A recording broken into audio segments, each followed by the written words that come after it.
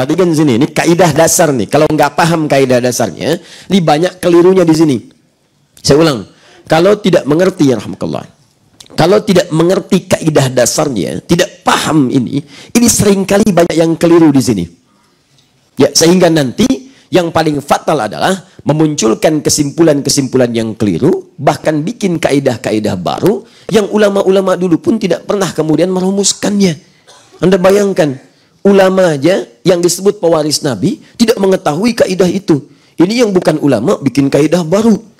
Anda bayangkan puluhan tahun Asy-Syafi'i, Muhammad bin Idris Asy-Syafi'i mendalami bahasa Arab selama 40 tahun. Imam Al-Bukhari nulis Sahih Al-Bukhari 16 tahun, dan itu pendalamannya luar biasa. Belum menemukan kaidah ini. Ini yang baru belajar 16 hari, 40 hari sudah bikin kaidah baru. Dan itu mengagetkan banyak kalangan. Nanti kita lihat ke sini.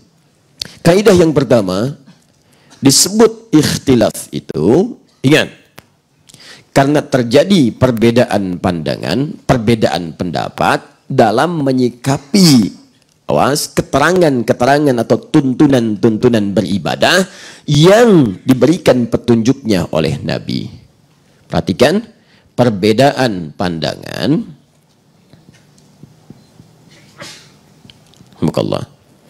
Pandangan di sini pendapat, bukan mandang satu ke sini satu ke sana, bukan. Ya?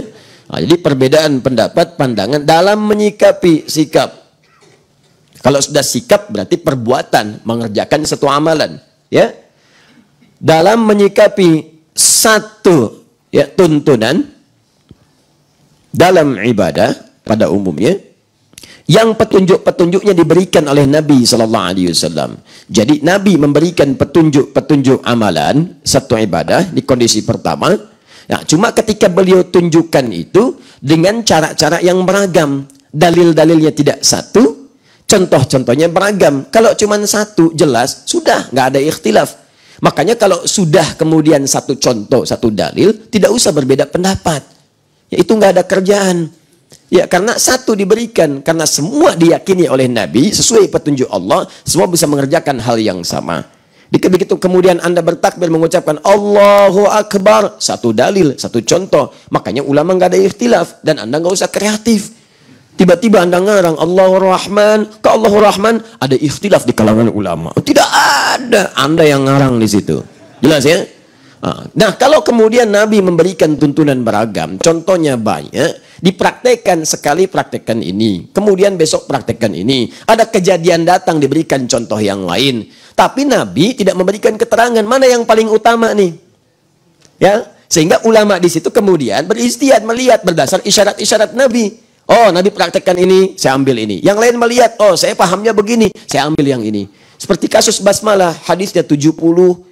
Dipraktekkan oleh Nabi 4 cara, kadang sir, kadang jahar, kadang tidak dibaca sama sekali, kadang dibaca rakaat pertama dalam subuh misalnya, selanjutnya tidak dibaca lagi. Tapi Nabi nggak pernah mengatakan, nih yang paling bagus yang ini nih, jangan dibaca. Atau nih sir aja bacanya, atau jaharkan sekalian. Tidak. Maka dari itu ketika peluangnya terbuka keseluruhannya, dilihat oleh para ulama, mereka berpandangan kemudian dengan dalam perbedaan yang dibenarkan oleh dalil.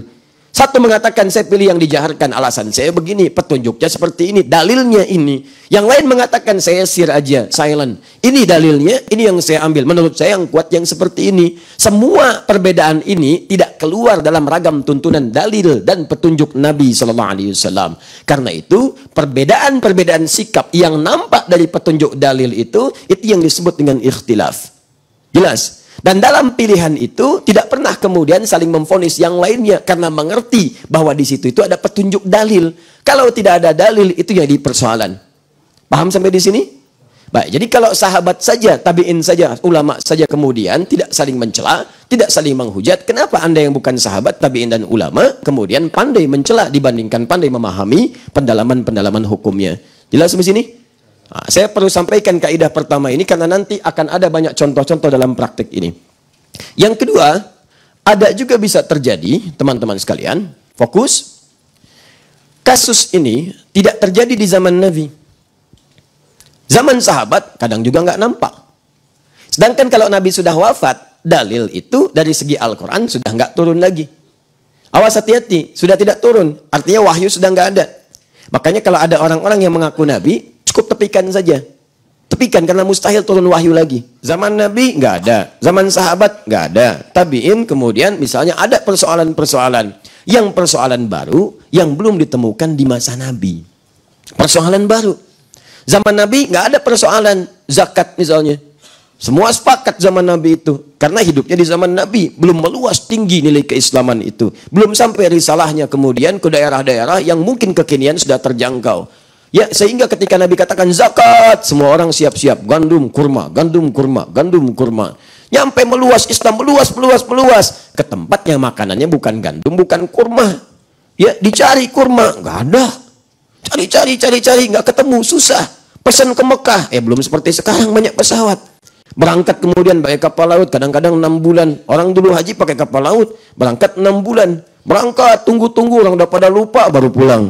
Ya, 6 bulan tuh, baru balik lagi. Susah. Maka bagaimana? Kasus ini bukan terjadi kekinian. Zaman-zaman sahabat ketika menyebar, Islam meluas, baru muncul. Ini gimana nih solusinya? Maka dirumuskan kemudian. Rumusan ini disebut dengan ijtihad namanya. Kadang-kadang dalam ijtihad pun ada ikhtilaf. Ijtihad itu nggak sembarangan, bukan pendapat pribadi, tapi nanti keputusan hukum yang dirujuk kepada petunjuk-petunjuk Nabi. Memang secara langsung eksplisit tidak ditemukan bentuk hukumnya, tapi kemudian ramuannya dilihat, ada nggak sinyal-sinyal memberi keputusan ke arah itu. Maka nanti ada rumusan-rumusan, nanti ada ijma, kesepakatan para ulama pada satu hukum dengan dasar-dasar pertimbangan. Misal ada qiyas, sifatnya analogi. Ini saya penting sampaikan. Dianalogikan dengan hukum yang lain sehingga keluar hukum baru. Tapi syaratnya, ilatnya sama. Apa itu ilat, Ustaz? Ilat itu sebab yang menjadikan hukum itu lahir. Muncul kaidah usul fikih. Al-hukmu yaduru ma'illatihi. Hukum itu bisa keluar sama berdasar keadaan ilatnya. Sebabnya sama, berlaku hukum yang sama. Maka nanti dari praktek ini disimpulkan, oh ada rumusan analogi. Zakat zaman Nabi pakai kurma. Zakatnya kemudian pakai gandum. Gandum kurma itu dilihat, ilatnya adalah makanan pokok. Makanan pokok. Sebab mereka kemudian zakat dengan kurma, dengan gandum. Yang dimakan itu, pokok makanannya itu. Maka disimpulkan, semua jenis makanan pokok di setiap tempat, walaupun bukan kurma dan gandum, maka boleh dia digunakan sebagai bagian dari hal yang dikeluarkan zakatnya. Termasuk di kita, makanan pokok utamanya bukan gandum dan kurma. Makanan kita apa? Nasi. Masih ada yang beras. Baik, sejenis dengan ayam, bebek, ya, beras. Baik, makanan kita apa? Nasi. Sumbernya dari apa? Beras. Karena sumbernya dari beras, maka dari itu boleh dikeluarkan zakat dalam bentuk beras. Jelas sampai sini? Baik, jadi kalau antum mau makan harus masak apa? Beras, bukan nasi. Nasi sudah jadi. Jenudin. Sini. Paham? Ini yang saya jelaskan ini. Ada masalah-masalah yang nggak terjadi di zaman Nabi, muncul di sini. Dirumuskan kemudian ada qiyas, ada istihsan, ada masalihul mursalah, macam-macam rumusannya keluar. Buka kitab usul fikih, keluar di situ dasar-dasar fikih. Fikih itu hukum. Untuk melahirkan hukum, nggak bisa antum cuma baca Quran dan Sunnah, nggak bisa. Quran Sunnah itu bukan produk hukum, itu sumber hukum. Mengolah itu menjadi hukum, mengeluarkan fikih. Olahannya perlu ilmu, disebut kaidah-kaidah fikih. Kaidah harus punya dasar, namanya usul fikih. Jadi nggak mungkin orang itu bisa mengeluarkan hukum fikih kalau tidak paham kaidah fikih dan dasar fikih. Jelas? Itu gambaran ini. Nah, ini penting saya sampaikan supaya tidak muncul kaidah baru. Apa di antara kaidah baru itu? Misal, Nabi saja tidak melakukannya. Kenapa orang sekarang mengerjakannya? Kaidah baru.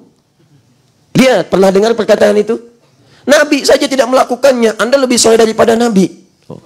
Yang paling dahsyat, ikut ulama apa ikut Nabi? Mana ada ulama yang tidak ikut Nabi? Bahkan ulama disebut oleh Nabi, dia pewaris saya. Buka hadis Ibnu Majah nomor hadis 233. Innal ulama warathatul anbiya. Para ulama itu pewaris para nabi. Pewaris saya, kata Nabi. Kok bisa muncul kaidah baru? Ikut ulama apa ikut Nabi? Tuh. Yang pasti saya tidak ikut Anda. Anda bayangkan. Ada lagi kaidah yang ketiga. Kan ulama itu tidak maksum. Tidak terbebas dari kesalahan. Kalau ulama aja salah, apalagi ente. Jelas ya? Nah ini penting saya jabarkan dulu sebelum masuk ke sini. Karena nanti masalah ini sudah selesai sebetulnya. Cuman banyak diungkit-ungkit lagi kekinian. Sehingga kita itu disibukkan dengan hal-hal yang sudah selesai. Kalau sudah beres itu jangan banyak dibahas. Kaidah Qurannya jelas. Quran surah kelima Al-Maidah dari ayat 100 sampai 101. Ya ayyuhalladzina amanu. Hai orang-orang kalau masih punya iman. Kalau masih punya iman. Kalau nggak punya iman sih nggak apa-apa silahkan. Tapi kalau kalian masih punya iman, iya-nya itu nida. Disebutkan 360 kali. Ya, bayangkan. Kebayang nggak? Enggak, belum saya sebutkan. Ya. Ya, tuh. Ada 14 huruf nida dalam ilmu nahwu. 14 jenis. Ayat tuh. Ayat tuh bahasa Arab tuh, huruf nida. Ayat, wa, ya. Ada banyak tuh panggilannya, 14. Tapi yang disebutkan di Quran cuma 360 kali disebutkan. Ya, kenapa? Karena huruf ya ini paling fleksibel, mencakup semua fungsi huruf nida yang lainnya. Ya, 360 kali. Ini untuk nidaul qarib, dekat. Nidaul mutawassit, menengah. Nidaul ba'id, jauh. Jadi kalau Anda ingin memanggil secara fleksibel orang dekat, jauh, dan menengah, panggil pakai ya. Ya, nengok semua. Betul. Dekat, panggil ya Ahmad. Menengah, ya Hasan. Jauh, ya Muhammad. Masya Allah. Nengok. Fleksibel sekali. Minta tolong, bisa pakai ya. Makanya Anda minta tolong kepada Allah. Ya Allah, ya Allah, ya Allah. Ya Allah, mohon ya Allah. Mohon ya Allah, mohon ya Allah. Kenapa hambaku lembutkan hatinya dalam menerima lamaranku? Wah, bisa. Catat. Wah, bisa. Ya. Jelas ya? Nah, itu ya. Kemudian kalau pakai ayyuha, lebih dahsyat lagi. Awas kalau sudah pakai ayyuha lebih dahsyat lagi. Karena ayyuha disebutkan 150 kali dalam Al-Quran. Ayyunya munada, hukumnya taukid. Haknya tanbih. Taukid itu menguatkan hukum. Haknya memperingatkan. Seakan Allah ingin mengatakan, hei, saya peringatkan kalian ya. Ini peringatan kuat nih. Saya panggil semua kalian. Terus pakai alladzina disebutkan 1080 kali. Itu menjangkau semua kalangan tanpa kecuali. Besar, kecil, tua, muda, laki-laki, perempuan. Ya, Masya Allah. Dan seterusnya. Semua sifat-sifat kemanusiaan. Amanu, yang merasa punya iman. Seakan Allah ingin katakan, hei, kalian yang semua masih punya iman. Saya ingatkan ya. Peringatan ini kuat nih. Tanpa kecuali sepanjang merasa punya iman. La tas'alu an asya'a in tubdalakum tasukum. Kalau masalah sudah jelas, sudah rinci, sudah diselesaikan, jangan banyak disoal-soal lagi. Nanti banyaknya persoalan itu membuat yang sudah jelas semakin tidak jelas nantinya.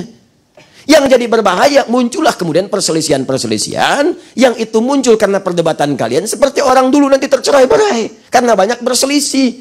Udah jelas, sembelih sapi, nanya sapi yang mana? Kasih tahu ke kuning-kuningan. Tinggal nyari sapi ke kuning-kuning, ditanya lagi. Yang gimana ke kuning-kuningan? Kan banyak sifatnya. Apakah yang seperti di sungai ataukah kemudian yang seperti banyak tuh. Cari. Kasih tahu akhirnya disusah. Yang tidak pernah dipakai untuk membajak sawah, yang tidak ada cacatnya dicari, hampir-hampir nggak ketemu tuh. Jadi kalau banyak kemudian banyak di soal yang sudah jelas, kaidahnya nanti mengatakan akan semakin tidak jelas. Terpecahlah seperti orang-orang dulu itu terpecah.